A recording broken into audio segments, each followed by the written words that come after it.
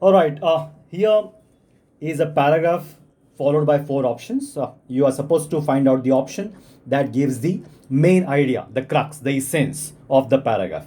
You can treat this question either as a main idea question or as a summary question.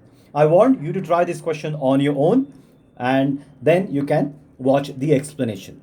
Now, I assume that you have attempted this question by yourself. Let me give you the explanation. At the beginning of this paragraph, the author says that attitudes of Americans towards gambling are contradictory. So you get a little bit of hint of what the author is saying. It is talking about Americans' attitude toward gambling, and those attitudes are contradictory. But we don't exactly understand what that contradiction is. So the author gives examples. Now remember, horse racing is legal in one state, then it may not be legal in other state. Bookies may be prosecuted by state law, but they are supposed to purchase a federal license nonetheless, right? These are all examples of contradiction. In one state gambling is allowed, in another state it is not allowed. This shows the contradictions, and these are examples. Now remember, examples are always subordinate ideas, not the main ideas. Examples are subordinate ideas or supporting ideas.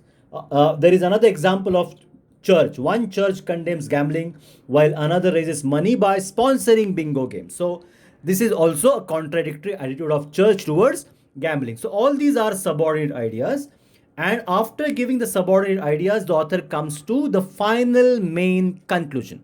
So this is the last statement. The last statement gives the main idea. What is the last statement? Gambling laws are inconsistent from state to state or even from town to town. Now we understand what exactly the contradiction is. The first sentence gives just a hint, then there are a series of examples, and at the end the author tells us exactly what the contradiction is.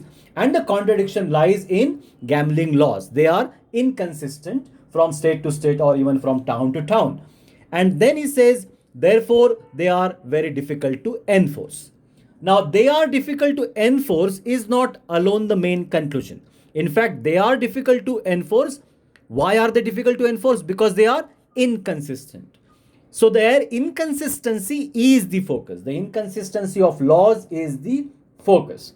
Now let us look at option. Option A, Americans have negative attitude towards gambling. It is not negative, it is contradictory attitude.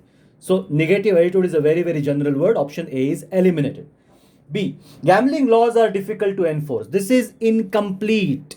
They are difficult to enforce because they are inconsistent. So inconsistency is the focus, remember. They are inconsistent. Now, so if you look at the examples talk about inconsistent laws, right? They are not talking about enforceability of laws. So be careful of such misleading options. So option B is eliminated. Option C, gambling laws are inconsistent from community from and the next community. This must be the answer. Because that is what is the main idea is. D, churches do not have uniform ideas about gambling. This is subordinate ideas. So the answer of this particular main idea question is option C.